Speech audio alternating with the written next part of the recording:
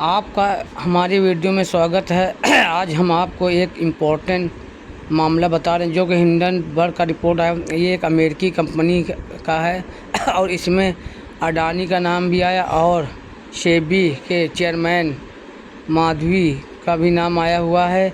आप देखिए इस वीडियो को पूरा। और ये मामला पिछले बार भी था और अब शेयर मार्केट हो सकता है कि डाउन हो जाए, क्योंकि इसमें अडानी का बहुत पैसा लगा हुआ है और उनका नाम आ रहा है। इसलिए आप वीडियो को देखिए, लाइक कीजिए, शेयर कीजिए, वीडियो को पूरा समझिए इसमें, और वीडियो को स्किप न कीजिए। हम पूरा आपको इसमें समझाएंगे और आप देखिएगा वीडियो को, वीडियो में पूरा देखिए और शेयर कीजिए। धन्यवाद। IIFL भारतीय रिजर्व बैंक और सेबी के रडार पर रह चुकी है कंपनी। अब हिंडनबर्ग रिपोर्ट में उछाला नाम। यह पहली बार नहीं है कि IIFL पर गवर्नेंस लेवल से संबंधित आरोप लगे हैं। IIFL का भारतीय रिजर्व बैंक और भारतीय मार्केट रेगुलेटर सेबी सहित इंडियन रेगुलेटर्स के साथ टकराया यह इतिहास का है।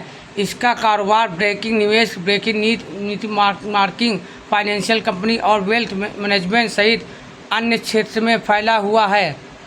भारत को लेकर अमेरिकी शॉर्ट सेलिंग फर्म हिंडनबर्ग की नई रिपोर्ट में नई खुलासा किया गया। इस रिपोर्ट में सेबी चेयरमैन माधवी पुरी ग्रुप, उसके पति धवल बुच और अडानी ग्रुप के लोगों के अलावा जिस आम नाम का जिक्र भी है। रिसर्च ने अपनी नई रिपोर्ट में आरोप लगाया कि माधवी और धवल ग्रुप के धवल बुच के पास उन दो विदेशी कोषों यानी ऑफशोर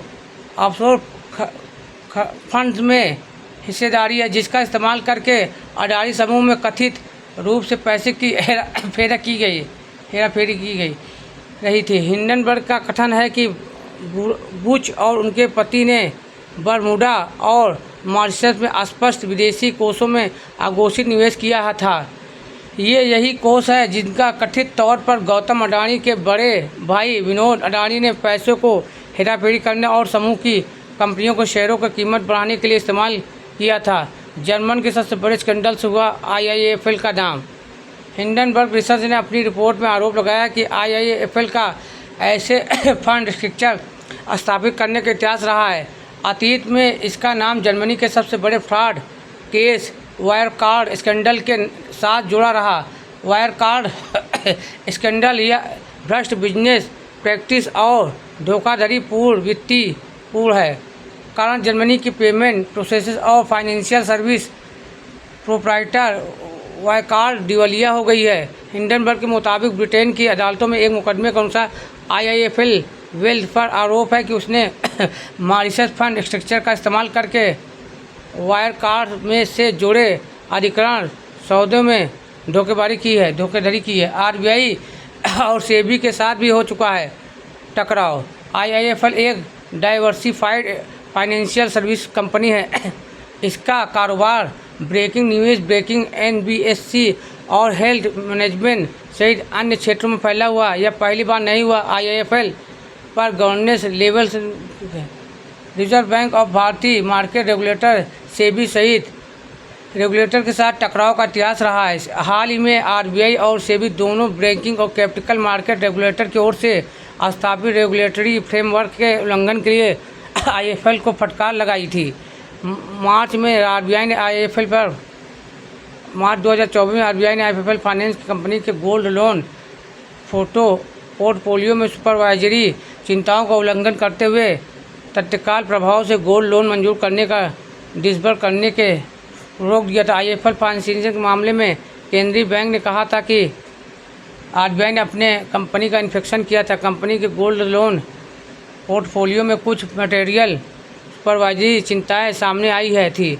वैसे कि लेन की मंजूरी के समय, लोन डिफ़ॉल्ट पर नीलामी के समय लोन लेने की उल्लंघन, कैश में वैधानिक सीमा से कहीं अधिक अमावट में लोन, हिंडनबर्ग और कनेक्शन आदि। इसके अलावा RBI के इंस्पेक्शन में मानक नीलामी प्रक्रिया का पालन न किए जाने और ग्राहक खाते पर लगाए जाने वाले शुल्क आदि से पारदर्शिता की पता चलता है। मार्च में RBI ने कहा था कि सेबी ने कब किसी की थी नकेल। इस बीच कंपनी सेबी के रडार पर तब IIFL के अन्य बातों के अलावा क्लाइंट और स्वयं के फंड को अलग करने और क्लाइंट फंड में क्रेडिट बैलेंस के गलत बताया गया। अडानी ग्रुप के लिए फिर जागा हिंडनबर्ग का भूत। इस्तेमाल के लिए फटकार लगाई थी। जून 2023 में सेबी ने ब्रोकिंग फर्म को 2 साल की अवधि के लिए किसी भी नए क्लाइंट को जोड़ने से रोक दिया था। हालांकि ब्रोकिंग फर्म को सिक्योरिटी अपीलेट ट्राइब्यूनल में आदेश की चुनौती देकर कुछ राहत मिली थी, क्योंकि SAT में सेबी का आदेश खारिज